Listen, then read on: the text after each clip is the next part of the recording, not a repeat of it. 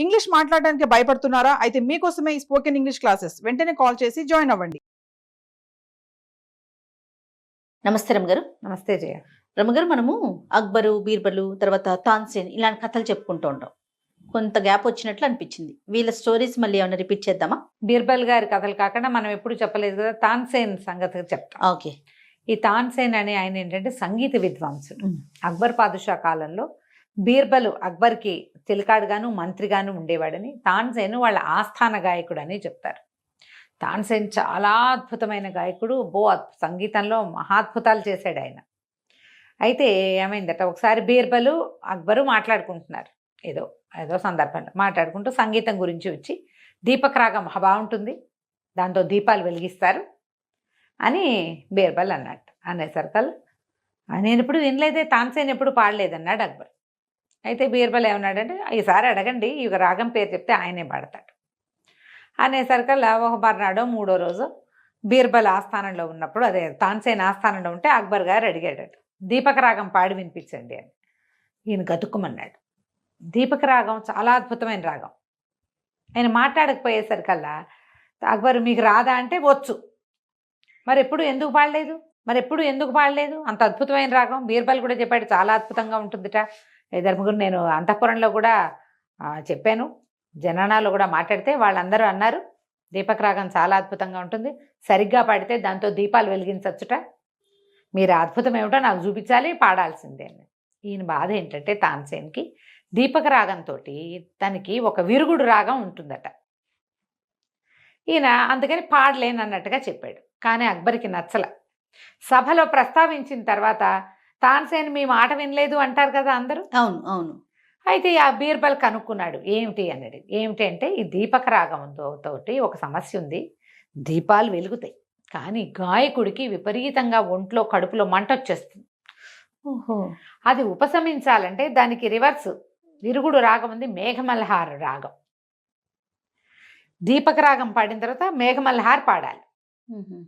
ఆ రాగాన్ని ఆలపిస్తే కనుక చల్లబడుతుంది. పాడు, ఇంకేముంది అన్నాడు బీర్బల్. నాకు మేఘమల్హార్ రాదు, ఆ సమయంలో నేను అది నేర్చుకోలేదు, ఆ రాగం రాకపోవటం వల్ల నేను దీపకం మొదలు పెడితే నేను ఇబ్బంది పడతాను. కానీ ఇప్పుడు ప్రభు ఇన్సిస్ట్ చేస్తున్నాడు కదా, పాదుషా ఇన్సిస్ట్ చేసేటప్పుడు ఇక ఏం చేయలేకపోయాను.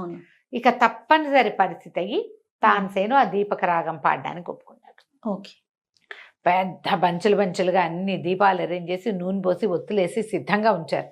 అది దాదాపుగా గంటన్నర పాడగలిగే రాగం అట. ఎన్ని విసురులో మనకి సౌత్ ఇండియన్ మ్యూజిక్ వేరు, నార్త్ ఇది వేరు కదా. హిందుస్థానీ సంగీతంలో బోల్డ్ అన్ని వరసలు ఉంటాయి, బోల్డ్ అంత ఆలాపనలు ఉంటాయి, చాలా ప్లీజింగ్గా ఉంటుంది. అది వేరే కథ. దాంట్లో పెద్ద సంగీతం సాహిత్యమే ఉండక్కర్లా, రాగప్రస్తారాలే రుచికరమైనవి అవి. మనకి సాహిత్యం కూడా ఉంటుంది, మన సంగీతంలో సాహిత్యం ఉంటుంది, అంతసేపు ఉండవు మనకి. కర్ణాటక మ్యూజిక్లో కూడా రాగప్రస్తారాలు ఉంటాయి, ఇందులోను కూడా ముందుకి వెనక్కి వెళ్ళేవి చాలా ఉంటుంది కదా. మనోధర్మ సంగీతం అంటారు. ఆలపించటము, రాగాన్ని పదే పదే ఆలపించడం విశేషంగానే ఉంటాయి. వాళ్ళ తరహా వేరు. అది మొత్తానికి రాగాలాపన చేసాడు. ఏదో చిన్న సాహిత్యం ఉంటే అది కూడా పాడాడు. అసలు ఎంత ఉత్తేజితమైపోయిందోట సభ, అంత ఉర్రూతలోకిపోయింది సంగీతంలో. మహాద్భుతంగా ఉంది. జనాలు ఎంత ఎక్సైట్ అయిపోయారట. చివరికి దీపాలు కూడా వెలిగినాయి, మొత్తం దీపాలన్నీ వెలిగినాయి. కానీ ఆ పాట పాట పూర్తయ్యేసరికల్లా తాన్సేన్ మొహమంతా నల్లబడిపోయి, గొంతు పిడచకట్టుకుపోయి పక్కకు పడిపోయాడు. అయ్యో ఈయనకి ఏదో వచ్చిందని సరే వైద్యుడిని పిలిపించారు. ఏవో శైత్యోపచారాలు, అతి వేడి ఆ దీపక రాగం, ఆ వేడికి ఏదో చేశారు ఉపశమనం. బాగా ఉపశమనం జరగల.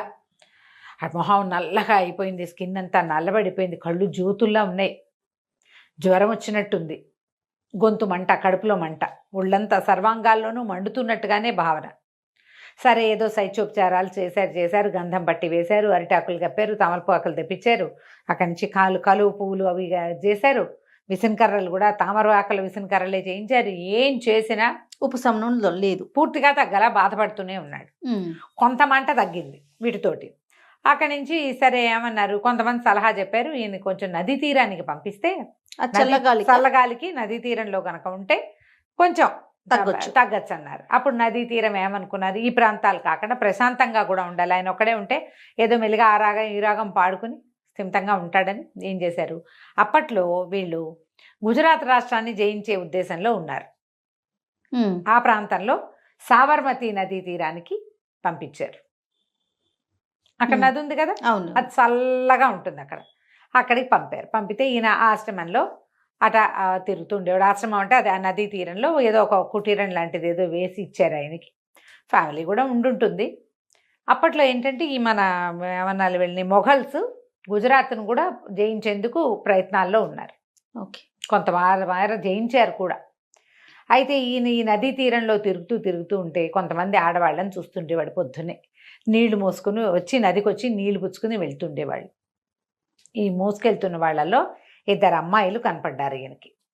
పెళ్ళిళ్ళు అయిన పిల్లలే, 2 ఆడపిల్లలు. ఈయన ఒక పక్కన అట్లా సోలిపోయి నిద్రపోతున్నట్టుగా కూర్చున్నాడు. ఈ వెళ్తున్న అమ్మాయిలు 2 అక్క చూడవే, ఈయన దీపకరాగం దెబ్బకు పడిపోయినట్టున్నాడు, మాడిపోయినాడు మనిషి అనేసరికల్లా లుక్కిపడ్డాడు. ఇంటి దీపకరాగం అంటున్నారట. ఆ 2వ అమ్మాయింది, వద్దు మనం ఎవరితో మాట్లాడకూడదు, మనకెందుకే వీళ్ళ గోల, పద వెళ్ళిపోదామని తీసుకుపోయింది. అక్క చెల్లి 2 వెళ్ళిపోయారు. 2వ రోజు చూసి ఆ అమ్మాయిని పట్టుకున్నాడు ఈయన. అమ్మాయి, మీరేదో దీపకరాగం అన్నారు, మీకు ఎట్లా తెలుసు? నాకు దీపకరాగం వల్ల ఇబ్బంది వచ్చిందని అంటే, మా అక్కయ్య బాగా పాడుతుందండి, అక్క బ్రహ్మాండంగా పాడుతుందండి, మా చెల్లెలు కూడా పాడుతుందండి అంది 2వ అని. దీపకరాగం వల్లే మీకు ఇట వచ్చింది, దీనికి మేఘమల్హార్ రాగం దీని విరుగుడు, మీకు తగ్గిపోతుందండి అని. మేఘమల్హార్ పాడుకోండి అనేసరికి, నాకు మేఘమల్హార్ రాదమ్మా, నాకు రాదు, మీకు వస్తే మీరు పాడతారా, నాకు ఈ ఒంటి బాధ తగ్గుతుందన్నాడు. ఈ లోపల సరే ఆ మాటలు పెరిగేసరికల్లా ఈయన మెల్లిగా నేను తాన్సేన్ అని అక్బర్ పాదుషా ఆస్థాన గాయకుడిని అనగానే వీళ్ళిద్దరు తెల్లబోయారు. ఏమిటి, మన రాష్ట్రాన్ని ఆక్యుపై చేయడానికి వస్తున్న వాడి తాలూకు వాళ్ళని గబగబా వెళ్ళిపోయారు. హెల్ప్ చేయలే వెళ్ళిపోయారు. వెళ్ళిపోతే 2 అమ్మాయిల్లో పెద్ద అమ్మాయి పేరు తానా, 2వ అమ్మాయి పేరు నానా. తానా నానా అన్నమాట. 3-4 రోజులు వాళ్ళు ఇంకా రాలా.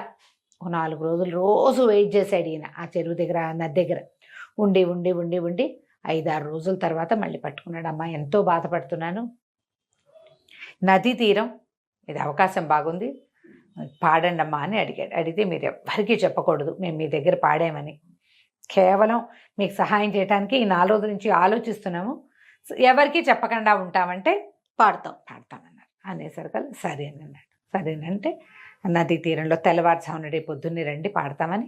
రేపు పొద్దున్నే తెల్లవారి 4 గంటలకల్లా వాళ్ళు వచ్చేసి అక్కా చెల్లి 2 మేఘమల్హార్ రాగం పాడారు. మేఘమల్హార్ పాడితే మబ్బులు వచ్చి వాన వస్తుందట. ఆ రాగ లక్షణం అనమాట. కొద్దిగా తెలిమబ్బులు వచ్చి కొంత వాన పడింది. ఈయనకి ఆ లోపల మండిపోతున్న దీపక రాగం తాలూకు ఆలాపన వల్ల వచ్చిన మంట అంతా తగ్గిపోయింది. పిచ్చి నల్లగా అయిపోయిన మొహం అంతా రంగు మారి లేత రంగుకు వచ్చేసింది. ఎంత సంతోషించాడో. సంతోషించి వాళ్ళిద్దరికి ఏవో బహుమతులు ఇవ్వబోయాడు. వాళ్ళు, మేము పుచ్చుకోమండి, ఇది మా రాష్ట్రానికి విరుద్ధము, మీరేమో అక్బర్ పాదుషా ఆస్థాన గాయకులు, మీకు అంతా డబ్బు అక్కడి నుంచి వస్తుంది, మొఘల్స్ దగ్గర డబ్బులు తీసుకుంటే మాకు పనికిరాదు, మేము వద్దు అని చెప్పి వెళ్ళిపోయారు. అయితే ఏమైంది, ఈయన ఆరోగ్యం చేకూరిన తర్వాత ఏముంది, ప్రభు దర్శనం చేయాలనుకుంటారు కదా సహజంగా, వెళ్ళారు. వెళ్ళేసరికల్లా అందరూ ఆశ్చర్యపోయారు, ఇదేంటి ఇంత మామూలుగా ఎటైపోయాడు. వాళ్ళేమో అందరూ ఎట్లా తగ్గిందంటే అతను ఆ రహస్యాన్ని ఎవరికి చెప్పలేదు. అయితే కొంతమంది ఏమన్నారు, రాజుగారికి చెప్పారు, తాన్సేన్ భలే తెలివైన వాడండి, మీ దగ్గర దీపకరాగం పాడాడా, అనారోగ్యం వచ్చిందని సెలవు పెట్టి 4 నెలలు సాబర్మతి దగ్గర గడిపేశాడు. అతనికి వచ్చు మేఘమల్హార్. మన దగ్గర పాడితే ఏముంది, ఇది 2 కనపడతాయి, మీరు ప్రతిసారి పాడిచ్చేస్తారు, తనకి రెస్టు దొరకదు. అందుకని ఈ 4 నెలల విశ్రాంతి, మీరు ఇబ్బడి ముబ్బడిగా ఇచ్చిన డబ్బు, ఇవన్నీ వాడుకుని గుజరాత్ వెళ్ళి హాయిగా రిలాక్స్ అయ్యి వచ్చాడు. సంవత్సరానికి సెలవుల్లాగా 4 నెలలు సెలవులు పుచ్చుకొచ్చాడు అని పుట్టించారు. ఇలా పుట్టించే వాళ్ళు ఇప్పుడు కూడా ఉన్నారు కదా. పుట్టించేసరికి అక్బర్ నిలదీశాడు తాన్సేన్, నీకు ఎట్లా తగ్గిందో చెప్పంటే అక్కడ ఎవరో పాడారు అని చెప్పాల్సి వచ్చేసరికల్లా ఇక ఆ పాట నేను వినాల్సిందే అని పట్టుకున్నాడు ఈయన. అయ్యో, వినాల్సిందేనంటే ఇంక ఏం చేస్తారు, వాళ్ళు ఆ స్త్రీలటి వాళ్ళు పెద్దగా ఇష్టపడకపోవచ్చు అంటే ఆయన ఒప్పుకోలేదు.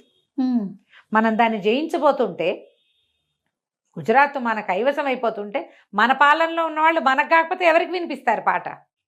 ఏమైనా సరే ఆ సంగీతం వినాల్సిందేనన్న. మళ్ళీ అడిగారు, మేఘమల్హార్ పాడితే మబ్బులు వచ్చి వాన వస్తుంది కదా అని అడిగాడు. అడిగితే వస్తుంది అన్నాడు తాన్సేన్. అబద్ధాలు చెప్పలేరు అసలు. ఇలా పాండిత్య ప్రకర్ష ఉన్నవాళ్ళు అసలు చెప్పకూడదు అబద్ధం. సరస్వతి కటాక్షం ఉన్నవాడు అబద్ధం ఆడకూడదు కదా. అవునన్నాడు. నీకోసం వాళ్ళు పాడిన రోజున వాన వచ్చిందంటే వాన పడింది అన్నాడు. అయితే ఆ వాన పడేది నేను చూడాలి, దీపాలు వెలిగించేది నువ్వు చూపించావు, వాన పడేది వాళ్ళు చూపిస్తారని. ఇక తాన్సేన్ ఎంత బతిమలాడినా అక్బర్ వినలా. ఆయన్ని ప్రొవోక్ చేసేవాళ్ళు ఆయనకి ఉన్నారు.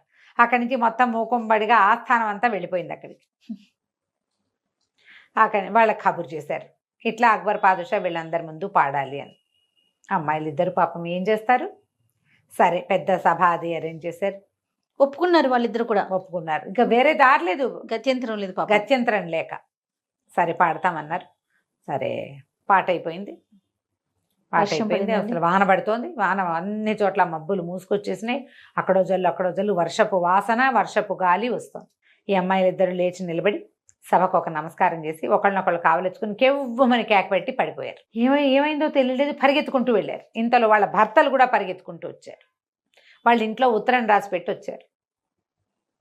ఏమిటంటే, ఇంతమంది మగవాళ్ళ ముందు పాడి మళ్ళీ మేము సంసారంలో ఉండలేము, అయ్యో పురుషుల ముందు పాడకూడదు. అప్పటి కాలం అది.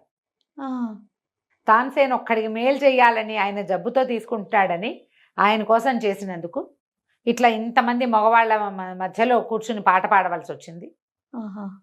కాబట్టి ఇంకా జీవించి ఉండదలుచుకోలేదు, ప్రాణత్యాగానికి సిద్ధపడే ఈ కార్యక్రమానికి ఒప్పుకున్నామని ఇద్దరు చెరుకో కత్తితోటి పొడుచుకుని చచ్చిపోయారు. వాళ్ళు అయ్యో విపరీతంగా దుఃఖించాడు తాన్సేన్. అక్బర్ కూడా చాలా బాధపడ్డాడు, అయ్యో వీళ్ళకి అన్యాయం జరిగింది. కానీ ఆ వింత చూడాలని ఉంది, ఆయన బుద్ధి పుట్టింది. వాళ్ళు చచ్చిపోయినా సరే ఈ వచ్చిన ఆస్థానంగా వాళ్ళందరూ కూడా చాలా మంది వచ్చారు కదా, మంత్రులు వాళ్ళు వీళ్ళు అందరూ సిగ్గుపడి బాధపడ్డారు. కానీ ఇంకా అమ్మాయిలకి వీళ్ళు చేయగలిగే న్యాయం ఏం లేదు. ఆ భర్తలు ఇద్దరికి ఏవో గవర్నమెంట్ ఏం చేస్తుంది అదే కదా చేస్తుంది, అంతేగా. తాన్సేన్ మాత్రం చాలా దుఃఖపడి చాలా రోజులు పాడలేదట. పాడక అలా ఆలోచిస్తూ ఉండిపోయి ఏం చేశాడట, తన సంగీతంలో ఓం అని వచ్చినప్పుడు ఓం తానా నానా అంటా మొదలుపెట్టాడు. ఓంకారానికి బదులుగా తానా నానా అని చేర్చాడు సంగీతంలోకి. వాళ్ళిద్దరు తోమ్ తానా నానా అంటారు, తానా నానా వీళ్ళనమాట. ఆ తానా నానా రెండు పదాలని తన రాగ ప్రస్థారంలో ఎక్కడ ఓంకారం పలకాల్సి వస్తుందో ఓ పలికినప్పుడల్లా తానా నానా అని చేర్చాడు. తాన్సేన్ కాలం నుంచే ఈ హిందుస్థానీ సంగీత ప్రస్థారాలలో తానా నానా చేరినాయి. అవి ఈ ఇద్దరు అమ్మాయిలు. ఆయనకి ప్రాణాన్ని రక్షించి అనారోగ్యాన్ని తగ్గించినందుకు వాళ్ళకి ఈయనిచ్చిన బహుమతి ఏంటి, మరణం. ఆయన ఏం చేశాడంటే సంగీతంలో అజరామరంగా ఉండిపోయాడు. అక్కడ వాళ్ళు ఎక్కడైతే అమ్మాయిలుగా ఉండిపోయారు, ఎక్కడైతే అమ్మాయిలు ఇద్దరు ప్రాణత్యాగం చేశారో అక్కడ ఒక సంగీతాలయం కూడా కట్టించాడు. సంగీతాలయం పోయింది, తాన్సేన్ పోయాడు. కానీ తన నానాలు మాత్రం అలాగే ఉండిపోయినాయి. అలా చేరిందట. కథ బాగుంది కదా. భలే ఉంది రమ్మగారు. ఏదో పాత పుస్తకంలో దొరికింది, భలే సేకరించారండి. బుక్ దొరికింది ఒకటి అందులో. అద్భుతం. మీకు ఇలాంటి మంచి మంచి పుస్తకాలు దొరకాలి. నమస్తే రమ్మగారు. నమస్తే.